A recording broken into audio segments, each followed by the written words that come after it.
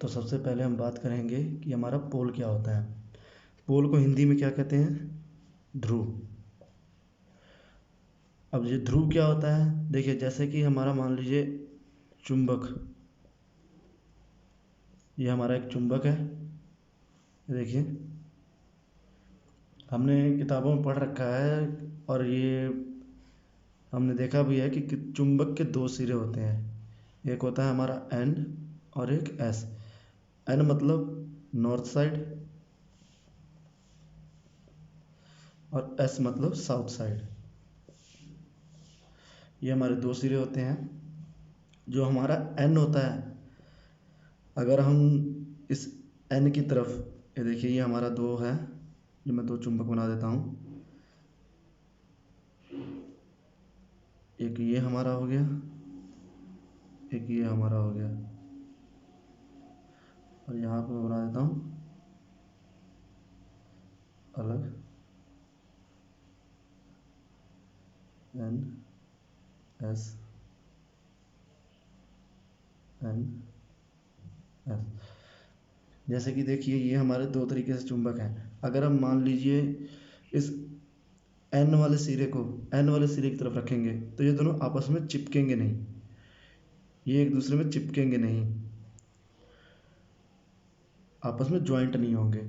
और मोटर में हमारा यही नियम लागू होता है। मोटर में हमारा यही नियम लागू होता है। जैसे कि ये है, अब हमने एस की तरफ एन किया तो ये आपस में चिपक जाएगा, ये हमारे चिपक जाएंगे आपस में, लेकिन ये हमारे चिपकेंगे नहीं। यही सेम नियम हमारी मोटर में भी लागू होता है। अब हमारी एक स्टेटर है, इसमें हमने वाइंडिंग कर रखी है, ये हमने वाइंडिंग कर रखी है। इसमें हमने जब सप्लाई देनी है तो इसने क्या करना है, इधर भी एन बनाना है, फिर एस बनाना है, फिर एन और एस। जो इसके अंदर रूटर होगा, जो इसके अंदर रूटर होगा, ये आम इसमें तिरछे स्लॉट बने होते हैं। जो इनके रूटर होते हैं कुछ इस टाइप के होते हैं, इनमें तिरछे स्लॉट बने होते हैं और इनमें फ्लक्स लगे होते हैं। वाइंड इसमें भी कुछ तरीके की मटेरियल पड़ा होता है वाइंडिंग टाइप का ही। तो जो इनका रूटर होता है, जब इधर भी एन बनाता है इधर भी एन बनाता है, तो मैंने बताया है कि एन और एन के सामने जब हम एन पोल रखेंगे तो ये एक दूसरे को धक्का देगा, आपस में एक दूसरे की तरफ ढकेलेगा। तो क्या होगा, ये रूटर इधर से ढकेलेगा, इधर जाएगा। फिर जो ये हमारा एस है, ये भी आपस में नहीं चिपकेगा, ये भी एक दूसरे को ढकेलेगा। एस पे भी यही नियम लागू होता है, तो ये इधर से ढकेलेगा और फिर जब यहाँ पे आ जाएगा फिर ये इधर से ढकेलेगा।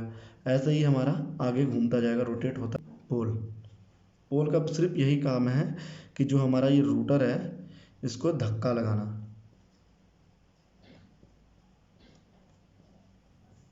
अब पॉइंट हमारा आता है दूसरा,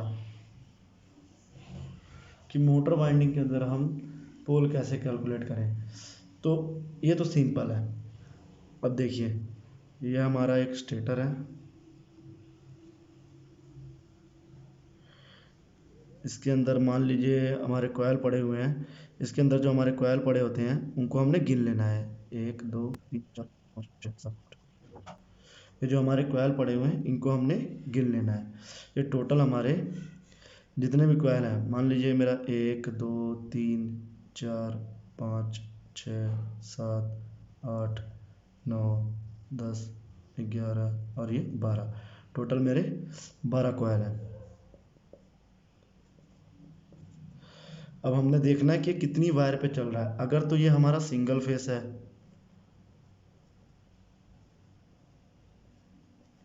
तो हमारा 2 वायर पे चलेगा, और अगर हमारा 3 फेस है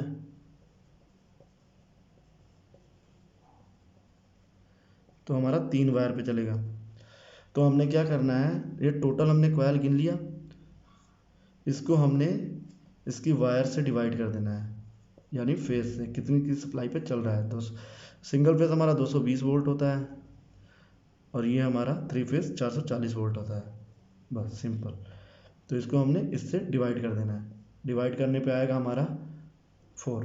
तो ये हमारी 4 पोल की मोटर है। इस तरह से हम पोल को आइडेंटिफाई कर सकते हैं और इसी पोल के बेस पे ही हमारे आरपीएम भी होते हैं कि हमारी मोटर 1 मिनट में कितनी बार घूमेगी। अगर हमने ये पोल कम कर दिए, मतलब ये पोल हमेशा जोड़े में होते हैं, या तो ये 2 होंगे या तो ये 4, 6 या 8 या 10, ये जोड़े में ही होंगे। अब अगर हमने पोल की संख्या कम कर दी, जैसे कि अब हमारी 6 पोल की मोटर है तो ये 960 आरपीएम हो गई, और हमारी 8 पोल की मोटर है तो ये 700 आरपीएम हो गई। ऐसे ही जैसे जैसे हम पोल को इंक्रीज करेंगे, जैसे जैसे हम पोल को इंक्रीज करेंगे हमारी आरपीएम कम होती जाएगी, क्योंकि इसमें मैग्नेटिक फील्ड बढ़ जाएंगी तो हमारे आरपीएम कम होते जाएंगे। लेकिन जब हम पोल को कम करेंगे,